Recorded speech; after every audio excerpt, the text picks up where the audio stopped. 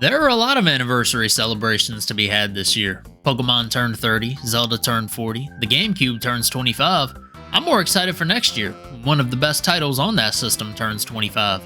Super Mario Sunshine, that trip to Isle Delfino that epitomizes the early 2000s advancements in gaming with that picturesque blue water. For those unfamiliar, Mario, Peach, and Toadsworth were on a private jet to Isle Delfino, the island home of the Piantas who framed Mario to be covering their home in hazardous graffiti. Mario goes to trial, does not beat the case, and is then ordered to clean everything up around the island. Come to find out, it was Bowser Jr. causing all of this mayhem, cosplaying the Mustache Man thanks to this fancy paintbrush that he somehow acquired from the same old man that manufactured Mario's spray bottle and supplied Luigi with his vacuum. Bowser Jr. kidnaps Peach, who he claims to be his mom, and you're left to surf bloopers, clean the teeth of giant eels, and race this random guy with a cheap purple Pianta costume, doing just about anything in an attempt to get your girl back, while also returning the sunshine to Isle Delfino. You'll visit different parts of the island to lure out Bowser Jr. and spray him with water, and eventually he'll run out of places to hide, fleeing to Corona Mountain, where you'll ruin Bowser's nasty floating hot tub, causing him to confess that he did not play with the Princess's Peach. Bowser Jr. vows one day he's going to get Mario, and the last scene to be witnessed is none other than Io Piantissimo stumbling across the paintbrush left unattended. All it says the end, you're left wondering what this guy is going to do with it. The Piantas certainly don't have anything good to say about him. Certainly someone who would take your life over a subpar 400 meter time isn't planning to use it for good. However, it's still left open-ended to this day. Well, we're due for a new 3D Mario title any day now. The streets long for a good pressure washer simulator. So here's why I believe we could, but most likely are not, going to receive a follow-up to Super Mario Sunshine on Switch 2. And it all starts with the selling point. Obviously, we know Mario has no trouble generating some coins. He can sell movies, books, oven mitts, so I have no doubt that a Super Mario Sunshine sequel would end up on the bestsellers list of Switch 2 when all is said and done. But visually stunning water isn't much of a statement by itself anymore. You would have to rely on what people enjoyed about the first entry.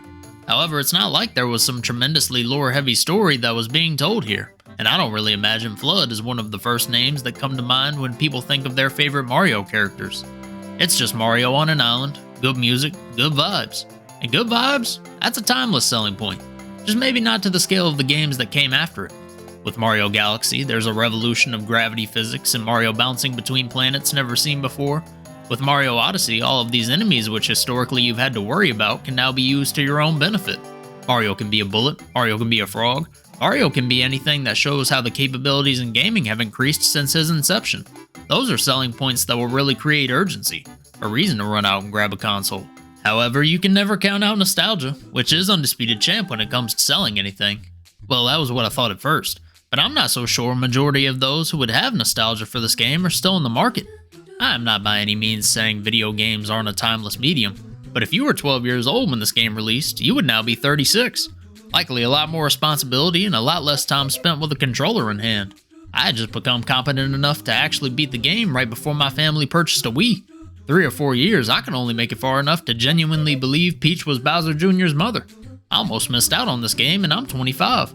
Unlike other titles which have seen remakes since their release, Super Mario Sunshine has remained completely untouched outside of the 6-month span in 2020 you could have bought it as part of a collection.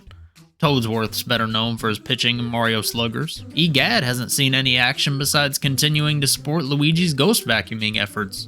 Tell me the last time you've seen Noki. There are subtle references to it here and there that make those starving for more Sunshine thrilled, but the only mainstays from this game have been Mario's Down Special, Pianta, and Bowser Jr. Even if they picked up with El Piantissimo teamed up with Bowser, he might as well be a new character to 80% of the audience. But the game's legacy has gotta be good for something, right? Maybe this is where Bowser Jr. gets his revenge after receiving a spotlight in the Super Mario Galaxy movie. After all, this is where he got his start. Though he might not be my favorite Koopa offspring, his identity is tied to Sunshine. Flood could get a couple new upgrades, a little more functionality showing off the jump-in power all the way back to the GameCube. Maybe they feel a bit limited with him stuck on an island. I personally enjoy having a cohesive theme and don't feel that Mario needs to visit a poison swamp in every title. But even so, they showed the map in-game. There are numerous other islands in the region we haven't seen that they can make whatever they wanted. Sure, there are some oddities they would have to address. Yoshi used to dissolve in water. I'm sure all they'd have to do is get him some floaties. PETA might advocate we're not tearing Big Blooper limb by limb anymore. Then again, I don't know, the villain prospect's just a regular dude. I think I'm coping. I loved this game growing up. but I'll be the first to acknowledge some of its faults, and sadly, you can't sell a game on quirky gameplay many find charming years later. For a story that does have a set end, it's probably not one they want to open back up. Though I don't think it's as hopeless as those waiting for a Super Mario 128, I'm not really optimistic we'll even get an HD remaster this console generation. Likely, it'll just be a drop into NSO on a warm summer day, where I'll reflect on a time where trips to Al Delfino felt like Turks and Caicos.